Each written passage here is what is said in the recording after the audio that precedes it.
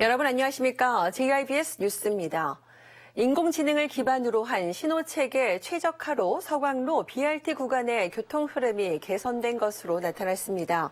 제주도에 따르면 광양 사거리부터 도령로 7호 광장까지 3.1km 구간의 신호를 개선한 결과 차량 속도는 7.2% 향상됐고 통행 시간은 9% 줄었습니다.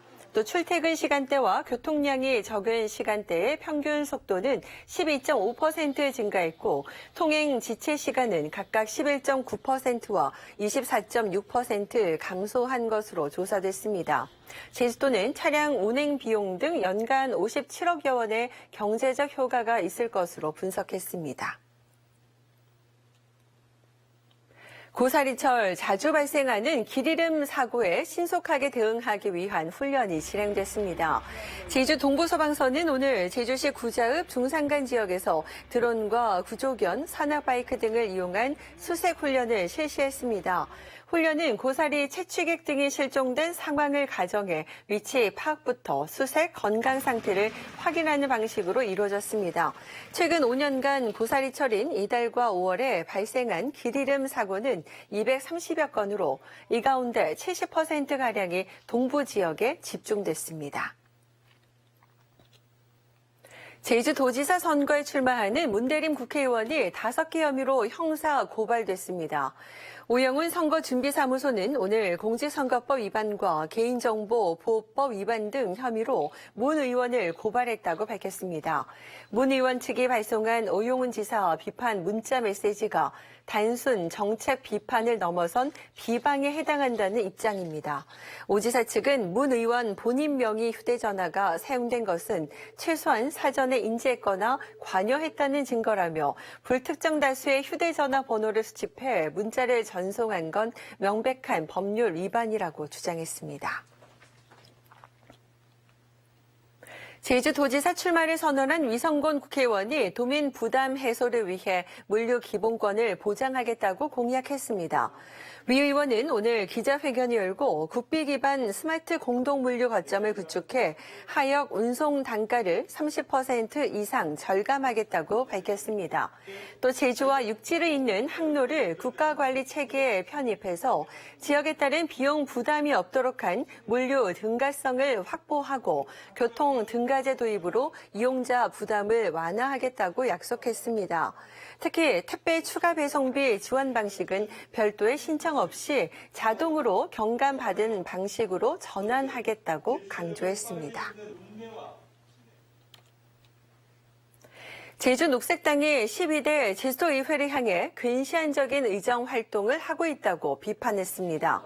녹색당은 오늘 기자회견을 열고 도의회는 제주의 개발을 부추기는 한편 도정 견제 기능을 하지 못하고 있다고 지적했습니다. 특히 도심지 건축물의 층수를 기존 15층에서 25층으로 상향하는 조례안이 통과된 사례 등과 관련해 소수의 개발과 건설업자의 편에 서 있다고 꼬집었습니다. 또 공직자 외모 품평과 4.3 관련 이념적 발언 등에 대해서는 부적절한 언행이라며 도의회 차원의 쇄신을 강조했습니다. 제78주년 4.3 희생자 추념식이 열리는 모레 오전 10시 제주 전역에 1분간 묵념 사이렌이 울립니다. 제주도는 도내 민방위 경보시설 67곳을 통해 사이렌을 송출할 예정이라고 밝혔습니다. 또 도민과 관광객의 혼선을 막기 위해 내일 오전 11시와 오후 3시 추념식 당일인 모레 오전 9시 30분에는 사전 안내 방송도 실시합니다. 4.3 희생자 추념식 당일 극우단체 집회가 예고되면서 유족과 도민사회의 반발이 커지고 있습니다. JIBS 취재 결과 모레 제주 4.3 평화공원 인근에서 극우단체 집회가 열릴 예정입니다. 지난달에 미리 집회 신고를 마친 4.3 희생자 유족회와 같은 날 같은 장소에서 극우단체의 집회가 열리게 됐습니다. 이에 제주 4.3 범국민위원회와 제주 4.3 기념사업위원회는 오늘 성명을 내고 경찰에 집회 허가는 갈등을 조장하는 행위라며 모든 역량을 동원해 왜곡과 폄훼에 적극적으로 대응하겠다고 밝혔습니다.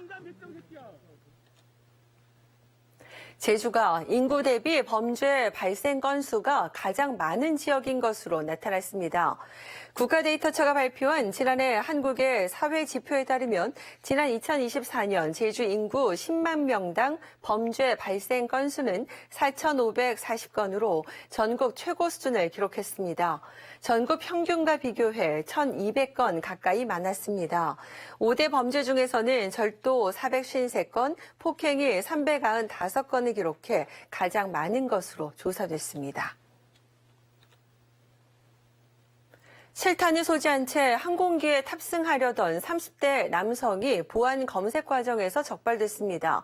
제주 서부경찰서는 지난달 24일 제주공항 보안 검색 과정에서 실탄 한 발을 소지한 사실이 적발된 30대 남성에 대해 조사를 진행하고 있습니다.